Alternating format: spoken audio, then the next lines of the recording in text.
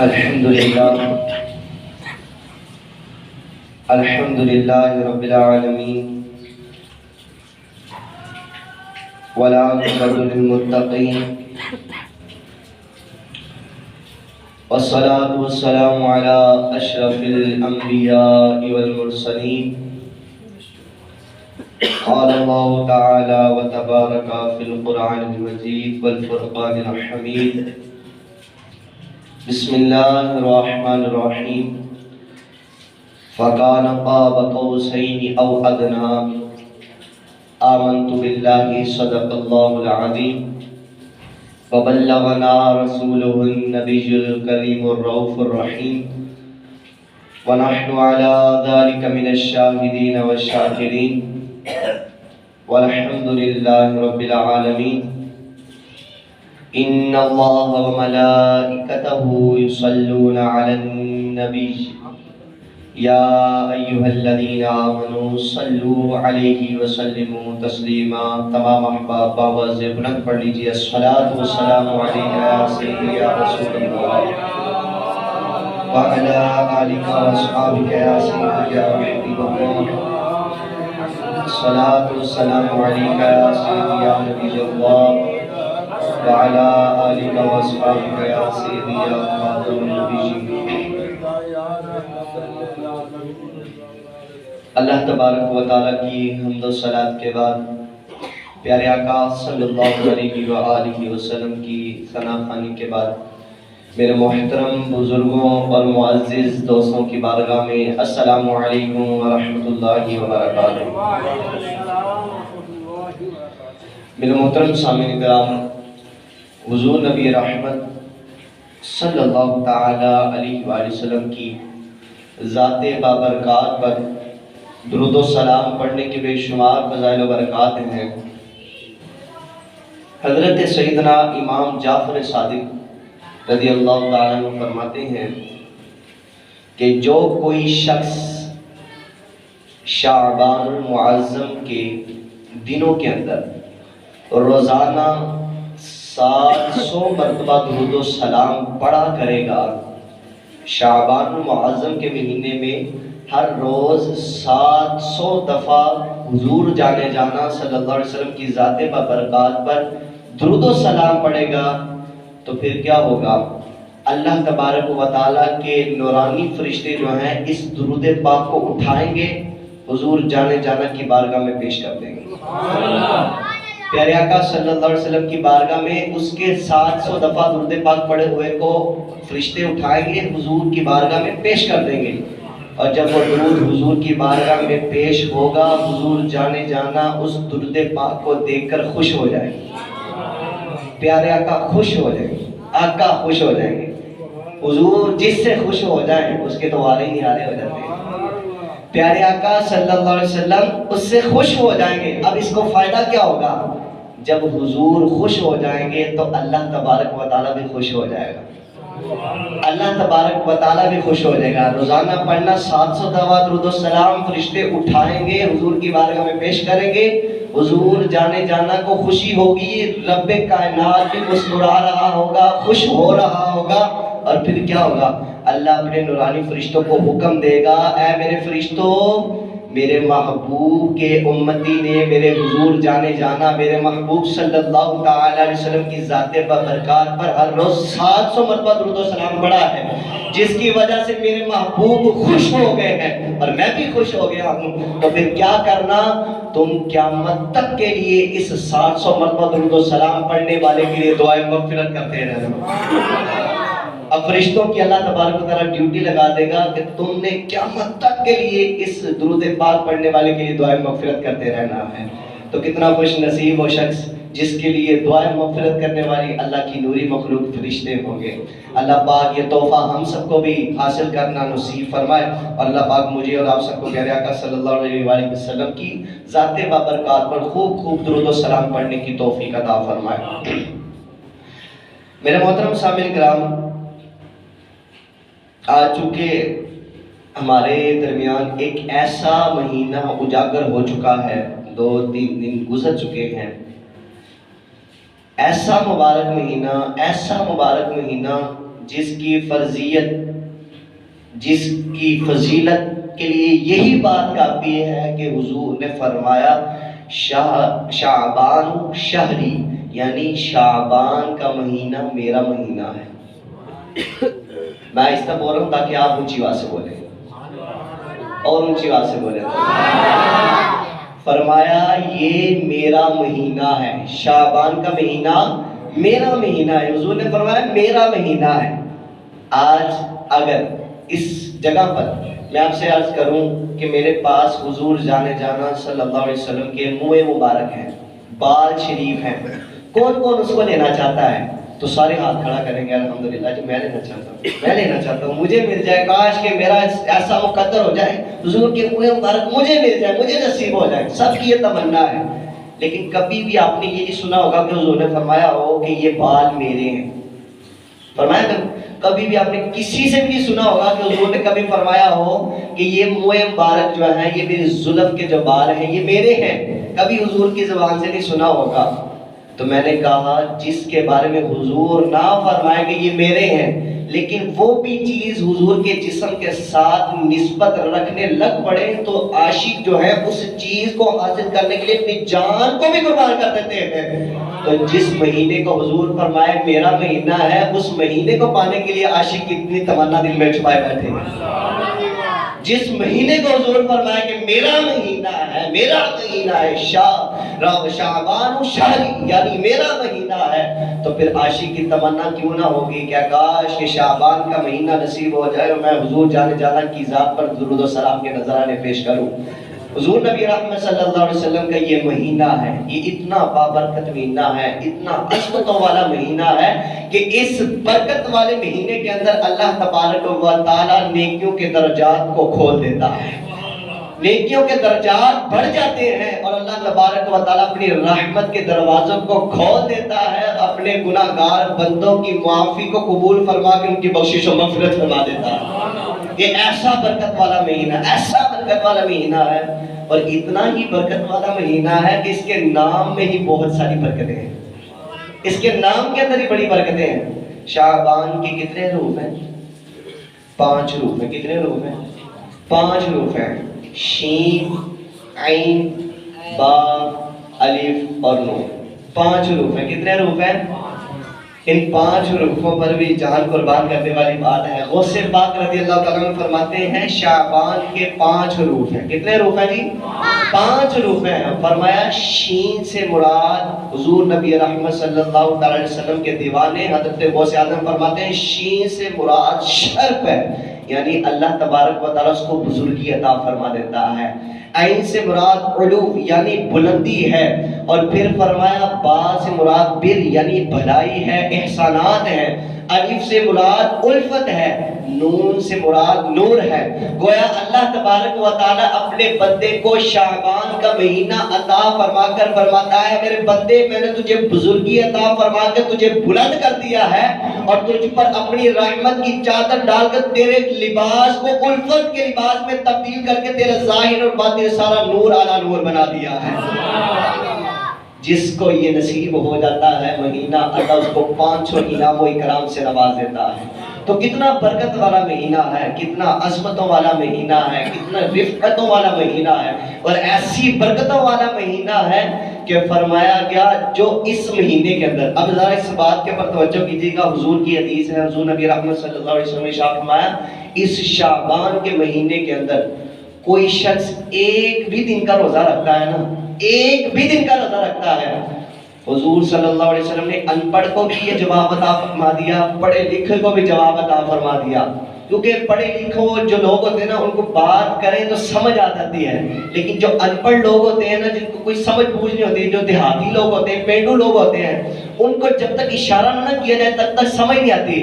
حضور نے اشارہ کر کے فرمایا، کیا فرمایا؟ جو شعبان المعظم کے دن کا ایک بھی دن کا روزہ رکھے گا کل بروز قیامت میرے اور اس کے درمیان کوئی فاصلہ نہیں ہوگا، بلکہ میرے ساتھ وہ اس طرح ملا ہوگا جس طرح تمہاری 2 انگلیاں ملی ہوتی ہیں، جس طرح یہ 2 انگلیاں ملی ہوتی ہیں اسی طرح کل بروز قیامت روزہ دار کو میرے ساتھ کھڑا کیا جائے گا۔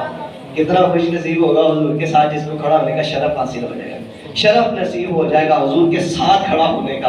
حضور جس چیز کو ہاتھ لگا دیں، جس پر حضور کی نظر پڑ جائے، اس پر دنیا کی آگ بھی حرام ہو جاتی ہے، آخرت بھی آگ بھی حرام ہو جاتی ہے۔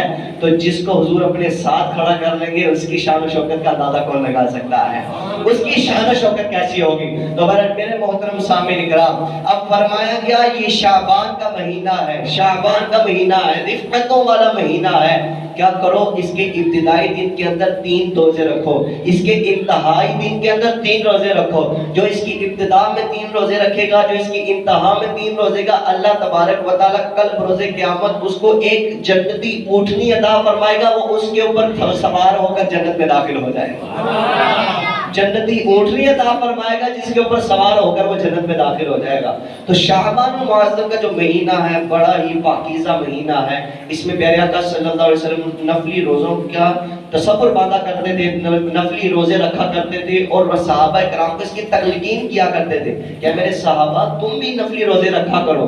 حضرت عائشہ صدیقہ رضی اللہ تعالیٰ عنہ فرماتی ہیں میں نے حضور کو نفلی روزے رکھتے ہوئے کسی اور مہینے میں اتنا زیادہ فکر مند نہیں دیکھا جتنا حضور جانا شعبان کے مہینے کے اندر اللہ کی عبادت میں مصروف ہو جایا کرتے تھے۔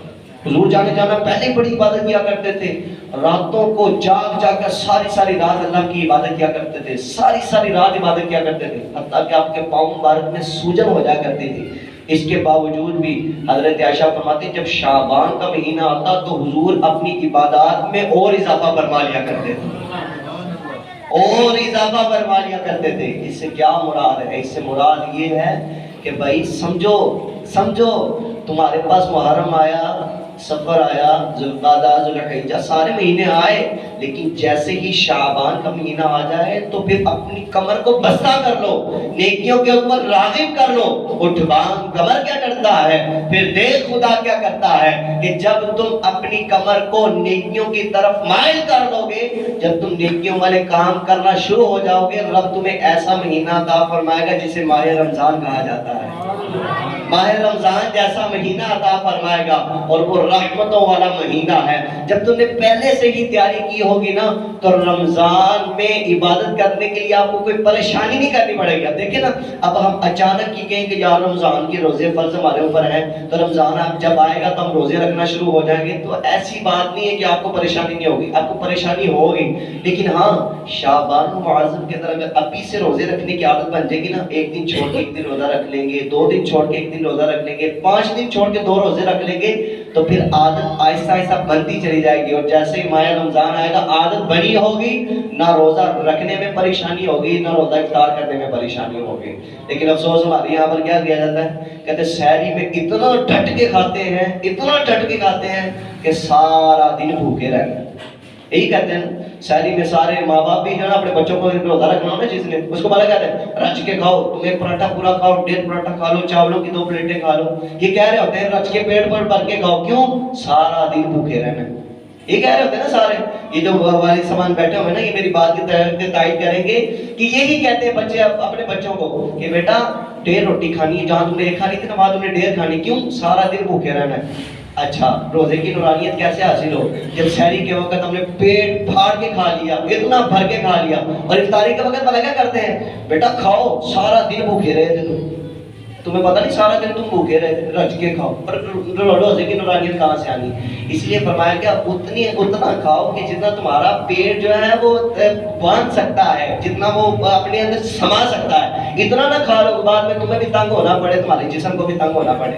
تو بہرحال میرے محترم سامعین کرام، شعبان المعظم کے جو فضائل ہیں بے شمار ہیں، اس کے فضائل بیان کرتے ہی چلے جائیں تو پھر صبح سے شام ہو سکتی ہے، لیکن فضائل ختم نہیں ہو سکتے۔ لیکن یہاں پر آج ہمارا جو مین موضوع ہے نا، وہ ہماری پچھلی بات جو رہ گئی تھی معراج والی، حضور جانا مسجد حرام سے مسجد اقصیٰ تک پہنچ گئے، یہاں تک ہماری بات کمپلیٹ ہوئی تھی۔ میں چاہ تو رہا تھا کہ شعبان المعظم کے بارے میں بات کی جائے، لیکن میں نے کہا کہ معراج کا بھی واقعہ ابھی ادھورا رہتا ہے، کیا یہ اچھا ہو کہ وہ بھی واقعہ مکمل ہو جائے اور جو دیوانے ہیں ان کے عشق میں اور اضافہ ہو جائے۔ یہ عشق کی بات ہے نا، عشق کی بندے، ہم عشق کے بندے ہیں، کیوں بات بڑائی ہے۔ تو حضور نبی رحمت صلی اللہ علیہ وسلم مسجد حرام سے مسجد اقصیٰ تک پہنچے، اور مسجد اقصیٰ میں جا کے کیا کیا؟ انبیاء کرام کی امامت کروائی۔ ایسی ہے نا. انبیاء کرام کی امامت کروائی. امامت کیوں کروائی؟ حضور جانے جانا کو امامت کے مسئلے پر کیوں کھڑا کیا گیا؟ بتلانا یہ تھا کہ ہر پیغمبر آیا، کوئی اپنی قوم کے لیے امام بن کر آیا، کوئی اپنے علاقے کے لیے امام بن کر آیا، کوئی اپنے قصبے کے لیے امام بن کر آیا، لیکن محبوب کو ہم نے نبیوں کا بھی امام بنا کر بھیجا ہوا ہے. محبوب کو ہم نے تمام نبیوں کا بھی امام بنا کر بھیجا ہوا ہے. اب دیکھیں حضور جانے جانا نے نماز فرمائی، نماز ادا فرمائی. جیسے ہی نماز ہو رہی تھی تو پیچھے انبیاء کرام پتہ کیا کر رہے تھے؟ اللہ کی بارگاہ میں فریاد کر رہے تھے، یا اللہ نماز اور لمبی ہو جائے، نماز اور لمبی ہو جائے، اور لمبی ہو جائے. کیونکہ کوئی اور نبی ہوتے تو کوئی توریت پڑھتے، زبور پڑھتے، انجیل پڑھتے، لیکن محبوب قرآن پڑھ رہے تھے.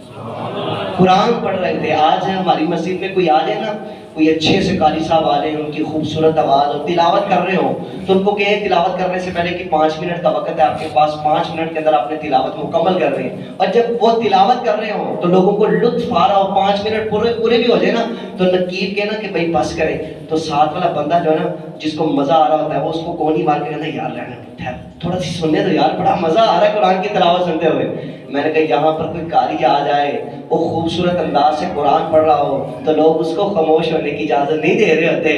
تو جب محبوب وہاں پر قرآن سنا رہے ہوں گے تو پیچھے انبیاء کی کیا کیفیت ہوگی، انبیاء کی روحانیت کیسی ہوگی، انبیاء کو کیسا، انبیاء کرام علیہ السلام کو کیسا لطف آ رہا ہوگا. اب انبیاء کرام تصور بات کے بیٹھے ہوئے کھڑے ہوئے، یا رسول اللہ صلی اللہ علیہ وسلم پڑھتے چلے جائیں، نماز ادا فرماتے ہی جائیں، ہم پیچھے مقتدی بن کے نماز پڑھتے ہی چلے جائیں. لیکن ایک وقت تھا نا، حضور جانے جانا نے سلام پھیرا، حضرت جبریل امین حضور کی بارگاہ میں عرض گزار ہوتے ہیں، یا رسول اللہ چلیں آسمان پر، رب آپ کا انتظار فرما رہا ہے. اب آپ سبحان اللہ نہ بولیں تو پھر کتنی کمزور بات ہے. آج ہم نے عرش الہی کے پاس یعنی اللہ تبارک و تعالیٰ کی بارگاہ میں حضور جانے جانا جو گئے اس کا تذکرہ کرنا ہے. تو جب اللہ بھی سبحان اللہ بول رہا ہے تو آپ کو بھی تو سبحان اللہ کہنی چاہیے. میں نے آپ کو پہلے بھی بات کر چکا ہوں، یہ 2 جمعے جو پچھلے جمعے گزرے ہیں وہی میں نے عرض کیا کہ جہاں پر کسی اور کی بات آتی ہے وہاں پر سبحان اللہ آئے یا نہ آئے علیحدہ بات ہے، لیکن جہاں پر معراج کا ذکر ہوتا ہے وہاں پر رب بھی فرماتا ہے سبحان اللہ، وہاں پر رب بھی فرماتا ہے سبحان الذی اسری بعبدہ. اللہ اپنے پاک بندے کو، اپنے بندے کو راتوں رات لے گیا. اب کیا ہوا؟ حضور نبی رحمت صلی اللہ علیہ وسلم کو پہلے براق پر لایا گیا، مسجد حرام سے مسجد اقصیٰ تک 3 مہینے کی مسافت، لیکن پل بھر میں اس کو کمپلیٹ کر لیا گیا. اب حضور جانے جانا کو لانے کے لیے نور کی سیڑھیوں کا انتظام کیا گیا مسجد اقصیٰ سے پہلے آسمان تک. اور یہ کوئی فاصلہ عام فاصلہ نہ تھا، فرمایا زمین سے پہلے آسمان تک 500 سال کی مسافت کا فاصلہ ہے. اگر کوئی چاہتا ہے زمین سے آسمان تک جانا تو اس کو 500 سال لگ جائیں گے، پھر جا کے وہ پہلے آسمان تک پہنچے گا، اور پھر پہلے آسمان سے دوسرے آسمان تک، دوسرے آسمان سے تیسرے آسمان تک. جب پیارے آقا صلی اللہ علیہ وسلم کو حضرت جبریل امین نور کی سیڑھیوں سے پہلے آسمان پر لے کر گئے نا، تو پہلے آسمان پر حضرت آدم علیہ السلام سے ملاقات ہوئی، دوسرے آسمان پر حضرت ادریس علیہ السلام سے ملاقات ہوئی، تیسرے آسمان پر حضرت یوسف علیہ السلام سے ملاقات ہوئی، چوتھے آسمان پر حضرت عیسیٰ علیہ السلام سے ملاقات ہوئی، 5ویں آسمان پر حضرت ہارون علیہ السلام سے ملاقات ہوئی، 6ٹھے آسمان پر حضرت موسیٰ علیہ السلام سے ملاقات ہوئی، 7ویں آسمان پر حضرت ابراہیم علیہ السلام سے ملاقات ہوئی. اب دیکھیں ذرا، اب دیکھیں پہلے آسمان سے 7ویں آسمان تک حضور جانے جانا فرشتوں کے پروں پر بیٹھ کر تشریف لے گئے. اب یہاں پر کیا نظر آتا ہے کہ جب حضور آسمانوں پر پہنچے تو استقبال انبیاء نے کیا، اور جب حضور جانے جانا سدرۃ المنتہا سے آگے تشریف لے گئے تو رب نے خود اپنے محبوب کا استقبال کیا. یہاں پر انبیاء استقبال کر رہے ہیں، لیکن سدرہ سے آگے جیسے ہی قدم رکھتے ہیں تو اللہ اپنے محبوب کا دیدار فرما.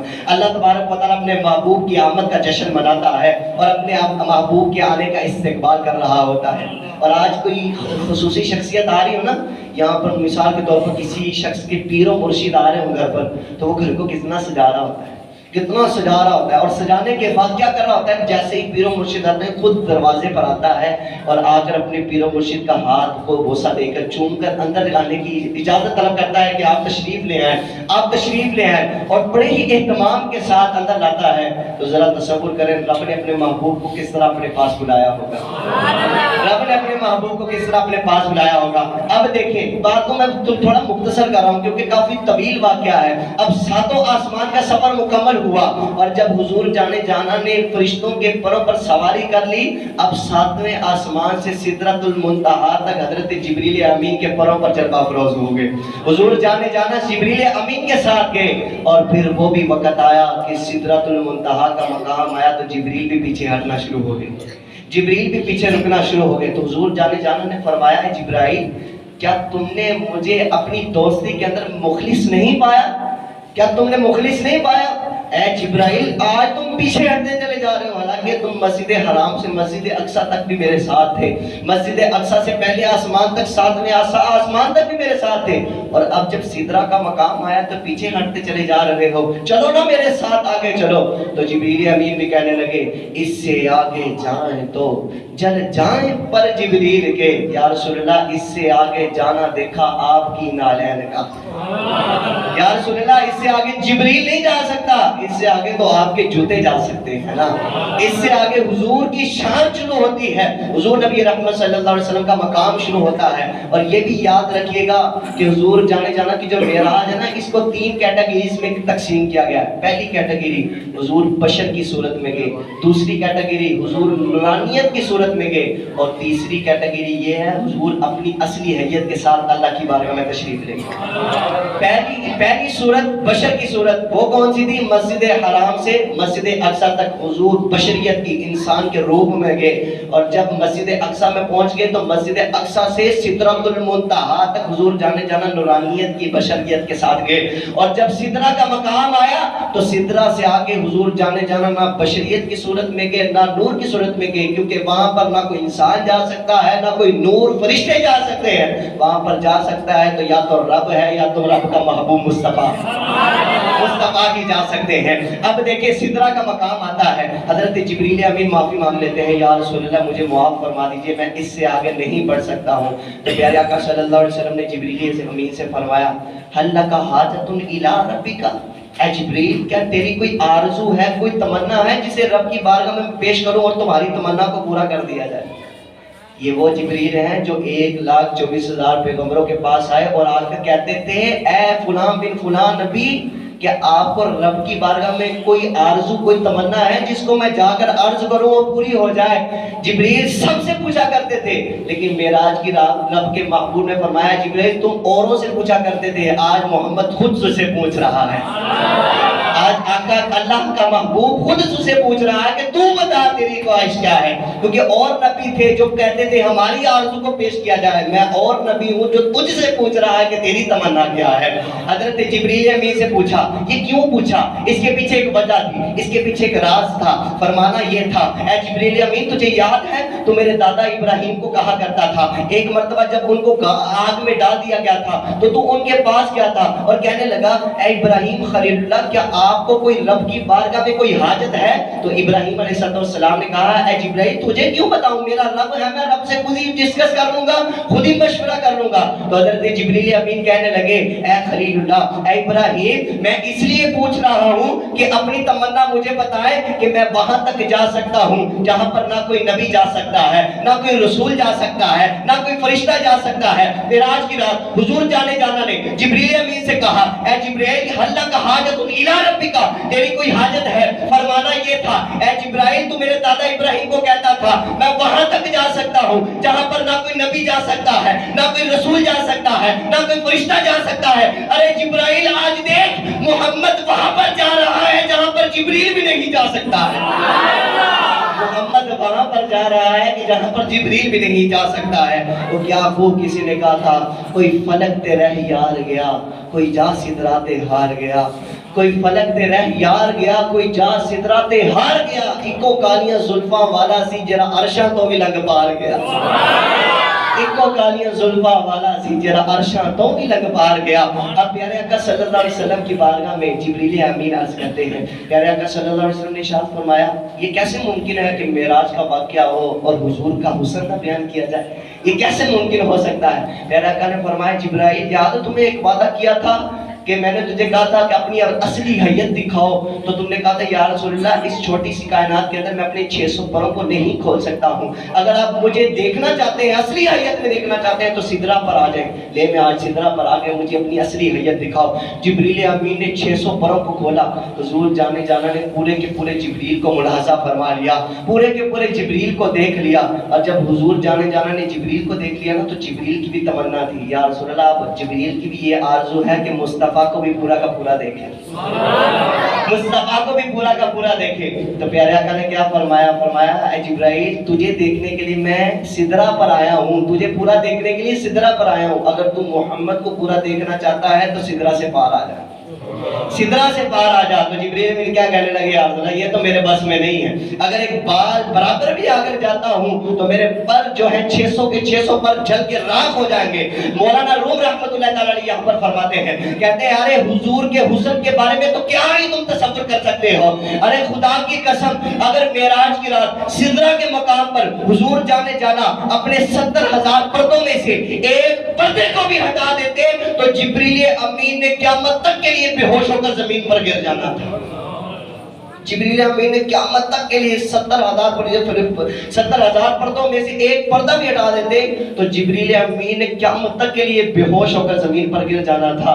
وہ کیوں؟ کیونکہ حضور کا حسن ایسا ہے، وہ کمال حسن حضور ہے کہ گمان نقص جہاں نہیں، یہی پھول خار سے دور ہے، یہی شمع ہے کہ دعا نہیں۔ اب کیا دیکھیے گا ذرا، حضور جانے جانا سدرہ سے آگے تشریف لے جاتے ہیں اور کس کے ساتھ؟ رف رف ایک تخت ہے، اڑنے والا قلین ہے، حضور جانے جانا اس پر جلوہ افروز ہوتے ہیں، وہ تخت بھی وہاں پر جاتا ہے، ایک مقام آتا ہے تخت بھی رک جاتا ہے، وہاں پر تخت بھی نہیں جا پاتا ہے، تخت بھی وہاں پر انتہا ہو جاتی ہے۔ ایک مقام آیا کہ جہاں پر براق ختم ہو گیا، براق کی حدود ختم ہو گئی، ایک مقام آیا جب نور کی سیڑھیوں کی انتہا آ گئی، ایک مقام آیا جب فرشتوں کی انتہا آ گئی، ایک مقام وہ بھی آیا کہ جب جبریل امین کی بھی انتہا ہو گئی، ایک مقام وہ آیا کہ جب رف رف کلیم کی بھی انتہا ہو گئی۔ میں نے کہا جہاں سب کی رفتار ختم ہو جاتی ہے وہاں سے آمینہ کے لال کی رفتار شروع ہو جاتی ہے، جہاں پر سب کا سفر مکمل ہو جاتا ہے، ختم ہو جاتا ہے، وہاں حضور جانے جانا کے سفر کی ابھی ابتدا ہو رہی ہے۔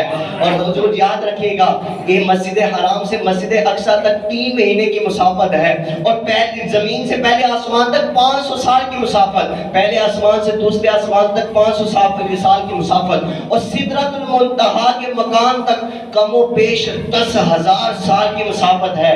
اب سنیں ساری سواریوں نے 10,000 سال لگائے سدرۃ المنتہا تک پہنچنے تک، اور سدرۃ المنتہا سے آگے رب نے 20 سال مزید اور لگائے، یعنی 60 سال سفر کرنے کے بعد حضور جانے جانا وہاں تک پہنچے کہ جہاں تک رب پہنچ سکتا ہے۔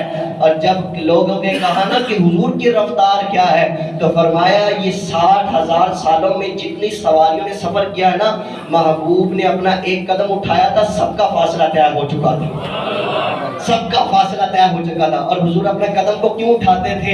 حضور جانے جانا صلی اللہ علیہ وسلم اپنے قدم کو اٹھاتے تھے کس آواز پر؟ حضور فرماتے ہیں جیسے ہی میں رف سے نیچے تشریف لایا تو کیا ہوا؟ آگے سے آواز آئی ادنو منی یا حبیب اللہ صلی اللہ علیہ وسلم، آواز آتی تھی اے محبوب آپ میرے قریب ہو جائیں، آواز آتی تھی اے محبوب آپ میرے قریب ہو جائیں۔ حضور جانے جانا فرماتے میرے اور رب کے درمیان 70,000 پردے تھے، 70,000 پردے، اور کوئی یہ عام پردے نہیں تھے، زمین و آسمان کا ایک پردہ تھا، اتنا فاصلہ تھا۔ تو پھر اس کے باوجود حضور کیا فرماتے ہیں یہ آواز میں اتنی کشش تھی، اتنی محبت تھی، اتنی لطف تھا اتنا اس آواز کے اندر کہ میں اپنے قدم کو اٹھاتا چلا گیا، اپنے رب کی بارگاہ میں جلوہ افروز ہوتا ہی چلا گیا۔ اب صحابہ کرام نے پوچھا یا رسول اللہ یہ آواز آپ کو میٹھی کیوں لگ رہی تھی، اتنی خوبصورت کیوں لگ رہی تھی؟ اللہ کے محبوب فرمانے لگے دراصل بات یہ تھی کہ کلام میرے رب کا تھا، اور جو جملے تھے جو آواز تھی لب و لہجہ مجھے صدیق اکبر کا لگ رہا، آواز آواز تو رب اشارت فرما رہا تھا لیکن لب و لہجہ مجھے صدیق اکبر کا لگ رہا تھا، کیونکہ رب کو بھی پتا ہے کہ میرے محبوب کو صدیق اکبر کا لہجہ بڑا پسند ہے۔ صدیق اکبر یار ہے نا، یار غار بھی ہے، یار مزار بھی ہے، انشاءاللہ جنت میں بھی یار ہوں گے انشاءاللہ تعالی۔ اب دیکھیں حضور جانے جانا فرماتے ہیں کہ میں پھر اس مقام پر پہنچا، اس مقام پر پہنچا کہ جہاں پر کوئی جگہ ہی موجود نہ تھی۔ حضور جانے جانا ساری بلندیوں سے بلند ہو چکے تھے، اور یہاں پر سرکار اعلیٰ حضرت کیا فرماتے ہیں، سر وہی لام مقام کے مقیم ہوئے، سر عرش تخت نشین ہوئے، وہ نبی ہے جس کے ہے یہ مقام، وہ خدا ہے جس کا مکان نہیں۔ فرمایا معراج کی رات حضور جانے جانا کہ جب قدم لگے نا سب بلندیوں سے اوپر، تو یہ جو سدرۃ المنتہا سے آگے نا عرش اعظم اللہ تبارک و تعالیٰ کا عرش، یہ عرش جو ہے نا یہ اللہ کے محبوب کے قدموں کو تاج بنائے بیٹھا ہوا تھا، اللہ کے محبوب کے قدموں کو تاج بنائے بیٹھا ہوا تھا۔ تو کیا خوبصورت انداز سے اعلیٰ حضرت فرماتے ہیں، سر عرش پر ہے تیری گزر، دل فرش پر ہے تیری نظر، ملک الملک میں کوئی شے نہیں وہ جو تجھ سے عیاں نہ ہو۔ یا رسول اللہ یہ دنیا والے تیری شان و شوکت کا علو کیا جانے، خسروا عرش پہ اڑتا ہے بھریرا تیرا۔ یا رسول اللہ یہ دنیا والے تیری شان و شوکت کو نہیں پہچان سکتے ہیں، کیونکہ وہ تو زندہ ہے واللہ، تو زندہ ہے واللہ، میری چشم عالم سے چھپ جانے والے۔ اب کیا ہوتا ہے، اللہ تبارک و تعالیٰ اپنے محبوب کو آوازیں دے دے کر اپنے پاس بلا رہا ہے، آوازیں دے دے کر اپنے محبوب کو اپنے پاس بلا رہا ہے۔ اور جب حضور فرماتے ہیں میں اللہ کے قریب ہوتا ہی چلا گیا، ہوتا ہی چلا گیا، پوچھا کہ یا رسول اللہ کتنا قریب ہو گئے؟ فرمایا رب فرمانے لگا کہ میرے اور محبوب کے درمیان اتنا فاصلہ رہ گیا تھا جتنا دو کمانوں کے درمیان فاصلہ رہ جاتا ہے۔ سبحان اللہ، تو بولے جتنا دو کمان جو ہے نا وہ اتنا سا فاصلہ، بالکل نہ ہونے کے برابر فاصلہ۔ فرمایا اتنا فاصلہ رہ گیا تھا جتنا دو کمان کے درمیان فاصلہ رہ گیا تھا۔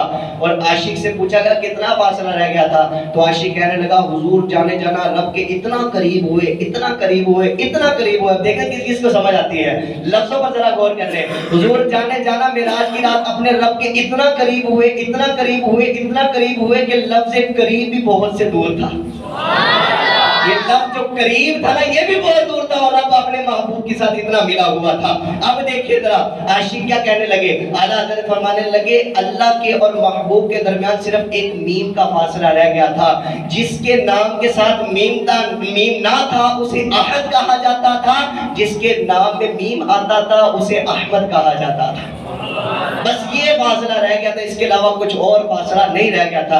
اللہ تبارک و تعالیٰ نے اپنے محبوب کو بلایا، اپنے پاس بلایا، اپنے پاس بٹھایا، اور پھر راز و نیاز کی باتیں ہوئی۔ اور کیسی باتیں ہوئی، آج ہم نماز پڑھتے ہیں، نماز کے اندر آپ کو پتہ ہے تشہد پڑھنا واجب ہے۔ اگر کسی کی تشہد رہ گئی تو دوسری رکعت کے اندر، اگر 2 رکعت والی نماز ہے تو دوسری رکعت کے اندر، 4 رکعت والی نماز ہے تو چوتھی رکعت کے اندر تشہد رہ گئی ہے، اس نے نہیں پڑھی تو نماز مکمل نہیں ہوتی۔ تو یہ تشہد آئی کیسے، تشہد آئی کیسے، یہ کہاں سے لائے گی؟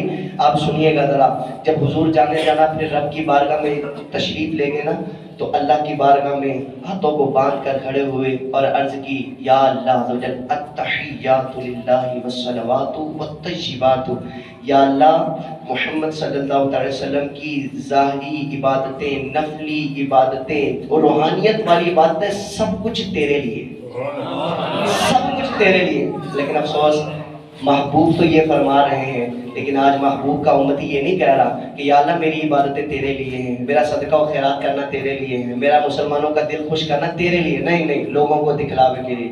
وہ کیا کسی نے کہا تھا پہلے کے وقتوں میں نیکی کر دریا میں ڈال، اور آج کل نیکی کر فیس بک پہ ڈال، یوٹیوب پہ ڈال، واٹس ایپ پہ ڈال۔ یہ کیا بات ہوئی ہے؟ نیکی کریں تو اس کو چھپایا کریں، نیکیوں کو چھپایا کریں۔ اب حضور کیا عرض کر رہے ہیں، یا اللہ تجھے میری تمام تر عبادتیں فقط تیری ذات کے لیے، تیری ذات کے لیے۔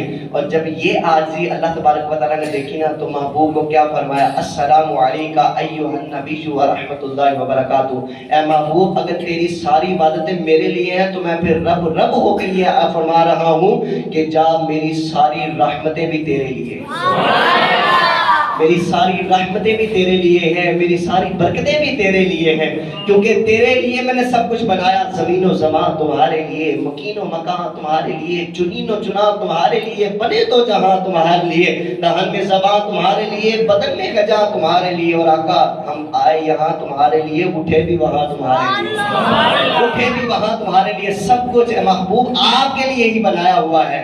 تو جب فرشتوں کو پتا چلا نا کہ رب کا محبوب یہ فرما رہا تحیات للہ والصلوات والطیبات، اللہ فرمایا السلام علیک ایھا النبی ورحمۃ اللہ وبرکاتہ، تو فرشتوں سے بھی نہ صبر ہوا، فرشتے بھی کیا کہنے لگے، السلام علینا وعلی عباد اللہ الصالحین اشہد ان لا الہ الا اللہ واشہد ان محمدا عبدہ ورسولہ، کہنے لگے فرشتے کہنے لگے یا اللہ اب تو اپنے محبوب پر رحمتیں برسا رہا ہے، ہم بھی تو حقدار ہیں نا، ہم پر بھی رحمتیں نازل ہو جائیں، حضور کی امت پر بھی رحمتیں نازل ہو جائیں، اور پھر ہم گواہی دیتے ہیں اللہ کے محبوب جو ہیں وہ اللہ کے محبوب ترین محبوب ہیں، اللہ کے محبوب کے علاوہ کوئی محبوب ایسا نہیں بنا سکتا ہے، ایسا نہیں پیدا ہو سکتا ہے۔ تو میرے محترم سامعین کرام، اب یہاں پر یہ سفر مکمل ہوا، حضور جانے جانا اپنے رب کی بارگاہ میں گئے، اللہ تبارک و تعالیٰ کا دیدار کیا، اور کیسا دیدار کیا، شاعر کہتے ہیں جب اللہ تبارک و تعالیٰ کی بارگاہ میں حضور جانے جانا تشریف لے گئے نا، پہلی مرتبہ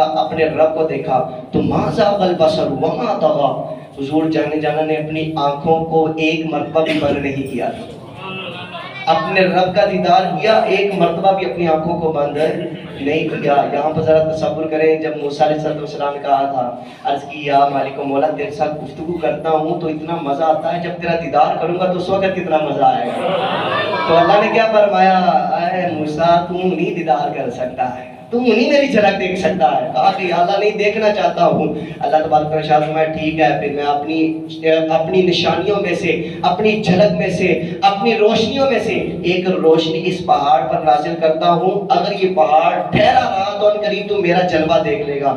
اب کیا اللہ تبارک و تعالیٰ نے اپنی جلال کی قسم کھا کر اللہ تبارک و تعالیٰ نے اپنے نور کو اس پہاڑ پر جب نازل فرمایا نا، پہاڑ ریزہ ریزہ ہو گیا، حضرت موسیٰ علیہ السلام بے ہوش ہو کر زمین پر گر گئے۔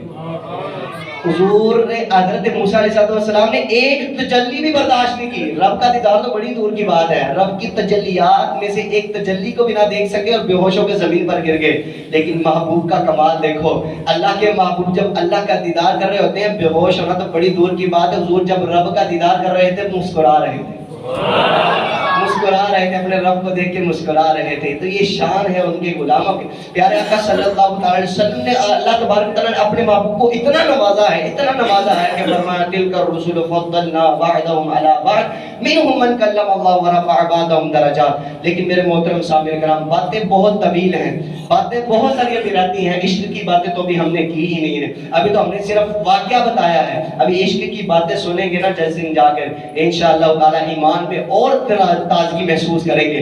اب میں آپ سے یہ عرض کرنا چاہتا ہوں، معراج معلیٰ کی، معراج مصطفیٰ کی جو سب سے بڑی ہمیں جو دولت نصیب ہوئی نا، وہ کیا نصیب ہوئی ہے؟ 5 وقت کی نماز۔ کتنے وقت کی نماز؟ اور آپ اس کی فضیلت، اس کی فرضیت، اس کا مقام یہاں سے اندازہ لگا سکتے ہیں۔ اللہ نے کسی بھی چیز کا حکم ارشاد فرمایا، شراب چھوڑنے کا حکم ارشاد فرمایا، جبریل امین کے ہاتھ وحی کو نازل فرمایا۔ اللہ تبارک و تعالیٰ نے شادی کا حکم ارشاد فرمایا تو جبریل امین کے ہاتھوں پر ارشاد فرمایا۔ اللہ تبارک و تعالیٰ نے سود سے بچنے کا حکم ارشاد فرمایا تو پھر اللہ اپنے محبوب صلی اللہ علیہ وسلم تک پہنچانے کے لیے جبریل امین کو بیچ میں حائل کیا۔ لیکن جب نماز کی باری آئی نا تو اللہ تبارک و تعالیٰ نے وحی کے ذریعے نہیں بلکہ اپنے محبوب کو اپنے پاس بلا کر تحفہ عطا فرمایا۔ اور آج بھی یہ سب آ جائے نا تو مرید یہ چاہتا ہے میں دنیا کے سب سے اچھا تحفہ اپنے محبوب کو دوں، اپنے پیر و مرشد کو دوں، ایسے ہی ہے نا۔ تو ذرا تصور کریں رب نے اپنے محبوب کو یہ کتنا بڑا تحفہ عطا فرمایا۔ اب کتنی نمازیں تھی سارے بولے ذرا؟ نہیں، کتنی نمازیں تھی؟ کتنی نمازیں تھی؟ 50 نمازیں تھی۔ چھٹے آسمان پر آئے، حضرت موسیٰ علیہ السلام نے پوچھا یا رسول اللہ میری امت پر تو اللہ نے 2 نمازیں فرض کی تھی، آپ کی امت پر کیا فرض کیا؟ تو اللہ کے محبوب نے فرمایا کہ میری امت پر 50 نمازیں فرض کی۔ حضرت موسیٰ عرض کرنے لگے یا رسول اللہ 50 نمازیں؟ مجھے پتا ہے میں بنی اسرائیل کا نبی ہوں، مجھے پتا ہے وہ اتنی نمازیں نہیں پڑھیں گے، آپ رب کی بارگاہ میں دوبارہ جائیں۔ اور جا کر اس میں کمی کروا کے لائیں، تخفیف کروا کے لائیں۔ حضور جانے جانا بار بار جاتے نمازیں کم کرواتے رہتے، بار بار جاتے نمازیں کم کرواتے رہتے۔ ارے یہ بار بار جانا، یہ نمازیں کم کروانا، یہ تو ایک بہانہ تھا دیدار کا، یہ دیدار کا ایک بہانہ تھا۔ رب اپنے محبوب کو دیکھنا چاہتا تھا، محبوب اپنے رب کو دیکھنا چاہتے تھے۔ یہ تو ایک فقط بہانہ بنانا، 50 نمازوں سے 5 نمازیں رہ گئی، لیکن اللہ تبارک تعالیٰ کیا ارشاد فرمایا، بدلے گا زمانہ لاکھ مگر قرآن نہ بدلا جائے گا۔ اے قول محمد قول خدا، فرمان نہ بدلا جائے گا۔ محبوب اے محبوب، ہم نے آپ کو 50 نمازوں کو تحفہ عطا فرمایا تھا، لیکن آپ نے تخفیف کروا کے 5 نمازیں رکھوا دی ہیں۔ اب فقط 5 نمازیں رہ گئی ہیں، لیکن ہمارا قول نہیں بدل سکتا ہے۔ آپ کے امتی پڑھیں گے 5 ہی نمازیں، میں رب ان کو 50 نمازوں کا اجر و ثواب عطا کروں گا، 50 نمازوں کا اجر و ثواب عطا فرماؤں گا۔ تو میرے محترم سامعین کرام، آج بھی اگر کوئی نادان نمازیں قضا کرتا رہے، نمازیں چھوڑتا رہے، تو اس سے بڑا بدبخت کیا ہو سکتا ہے؟ یار 5 نمازیں ہیں، ہمارے رب نے ہمارے لیے 5 نمازوں کو مقرر فرمایا ہے، 5 نمازیں فرض کی ہیں۔ 50 نمازیں ہوتی، سوچیں ذرا کیسے نماز پڑھنی، بس یہاں سے گھر جانا تو پھر واپس آئے نماز پڑھنے، پھر جانا تو پھر واپس آ جانا نماز پڑھنے کے لیے۔ لیکن اللہ نے ارشاد فرمایا کہ 5 نمازیں کم از کم پڑھ لو، 5 نمازیں پڑھ لو۔ اور یار تم اپنے محبوب کو راضی کرنے کے لیے 5 نمازیں نہیں پڑھ سکتے؟ سارے پڑھ سکتے نہیں، یہ پڑھ سکتے؟ یہاں پر کوئی بیٹھا کوئی کہ نہیں یار میری بڑی مجبوری ہے، نماز نہیں میں پڑھ سکتا؟ یاد رکھیے گا، نماز صرف اسی حالت میں بندے کے اوپر معاف ہے کہ جب وہ 6 نمازوں تک بے ہوش رہے، 6 نمازوں تک بے ہوش رہے۔ اگر کوئی 5 نمازوں تک بے ہوش رہے نا، ایک دن 24 گھنٹے میں بے ہوش رہے، اور 6ٹھی نماز آنے سے پہلے اس کو ہوش آ جائے، تو تب بھی اس کے اوپر لازم ہے کہ وہ 5 نمازیں دوبارہ ادا کرے گا، اس کی قضا ضروری ہے۔ لیکن جو بندہ اپنی ساری زندگی، 40 سال کی زندگی گزر گئی، 50 سال گزر گئے، 20 سال گزر گئے، نماز ہی نہیں پڑھا، وہ کیا رب کی بارگاہ میں منہ دکھائے گا؟ کیا منہ دکھائے گا؟ اللہ کے محبوب ساری رات عبادتیں کر کے ہم جیسے گناہ گاروں کے لیے معافی مانگتے رہے، لیکن یہاں پر کیا ہے، ہم حضور کی آنکھوں کو ٹھنڈک پہنچانے کے لیے 5 وقت کی نماز نہیں پڑھ سکتے؟ حضور نے فرمایا نماز میری آنکھوں کی ٹھنڈک ہے، اور جب حضور کی آنکھوں کی ٹھنڈک کو نہ پہنچاؤ گے تو پھر حضور بھی تمہیں قبر میں نہیں پہچانیں گے۔ تو میرے محترم سامعین کرام، معراج شریف کا سب سے انمول جو تحفہ ہے نا، سب سے انمول جو تحفہ ہے، وہ اللہ تبارک و تعالیٰ نے اپنے محبوب کو 5 نمازیں عطا فرمائی ہیں۔ تو جو ان 5 نمازوں کی دیکھ بھال کرے گا، اللہ تبارک و تعالیٰ اس کو دنیا میں بھی کامیاب فرما دے گا، آخرت میں بھی کامیاب فرما دے گا۔ تو دعا ہے اللہ تبارک و تعالیٰ مجھے اور آپ سب کو عمل کی توفیق عطا فرمائے کہ محمد سے وفات ہونے وہ ہم تیرے ہیں، یہ جہاں چیزیں پیار ہو قلم تیرے ہیں، وآخر دعوانا الحمدللہ رب العالمین۔